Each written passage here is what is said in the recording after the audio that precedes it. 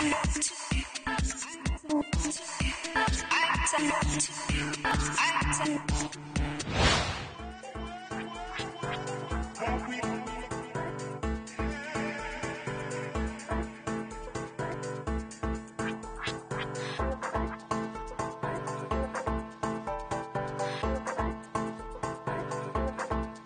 gente de Electro Music, estamos aquí en el aniversario de Centrósfera, un fiestón total. Estamos con nada menos que Sean Miller. Welcome, man. Nice to have you here. Thank you.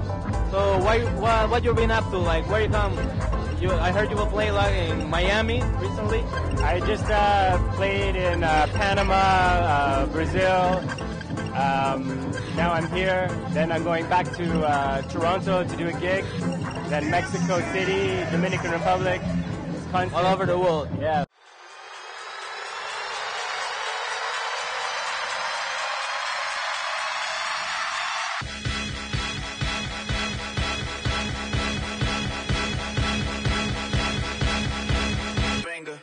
How's the South American crowd treating you?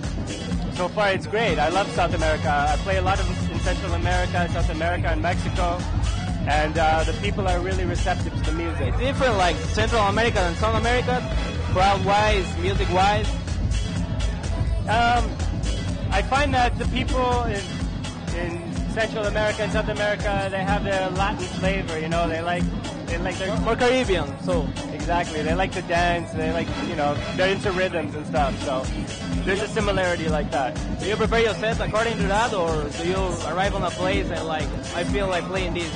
I just come with my music and I just play my music and I feel the crowd, you know? Just go from there. I don't really prepare anything.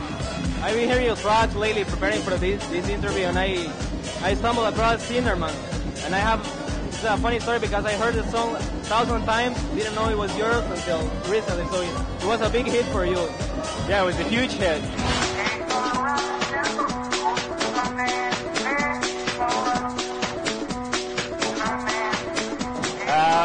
I did it a couple of years ago with a partner, and we passed it around to some DJs, Steve Lawler, Nick Fanciulli, Lee Burge, and everybody was playing the record all summer long.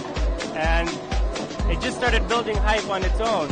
And one thing led to another, and finally Mark Knight approached us and he said, we want to put it out on Tool Room. So the only concern I had was that we sampled Nina Simone, and she's a really famous singer from the 1950s. So it was very complicated how to go about doing that. But they paid for all the rights, and it hit #1 in Beatport for like 2 or 3 months or something. And I never thought it would do so well, and I'm just so happy. You know?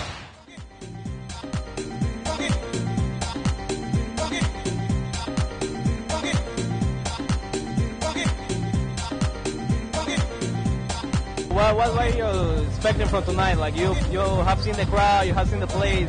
What do you think? I think it's going to be amazing. Yeah, I really, I'm looking forward to it. I played 4 years ago in Bolivia, but I played in La Paz at the festival, La Paz Stock, and I think tonight's going to be great. What do you do music-wise? Do you produce like when you're traveling? Do you get to the studio? Sometimes, some between.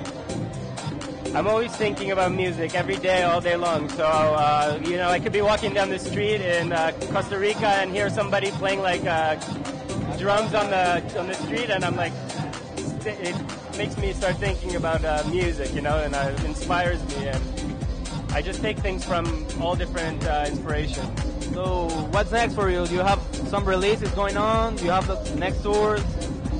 This has been a really busy year for me in the studio, with releases with Tool Room and Lena Music, Area Remote. Now I'm focusing more on making some original music again, but I haven't signed anything yet. So, but I'm working on a lot of new music, very exciting musical music. I'm working with people who play piano, people who play guitar and bass, and I'm recording a lot of live instruments. A more instrumental approach to your music. Is it different? Because I think when you're starting, like, you use only software, or you hire professional people, like? I started as a drummer when I was 6 years old, so I've always been a musical person. And now I'm more interested in making music, not just beats, but, obviously it's for the club, but just something with a bit of a twist, music with soul, you know, something a little bit more interesting than just a typical record. So thank you for having us here. Thank you for having me. Yeah, and we'll be seeing you around, man. Thank you. Thank you. For sure.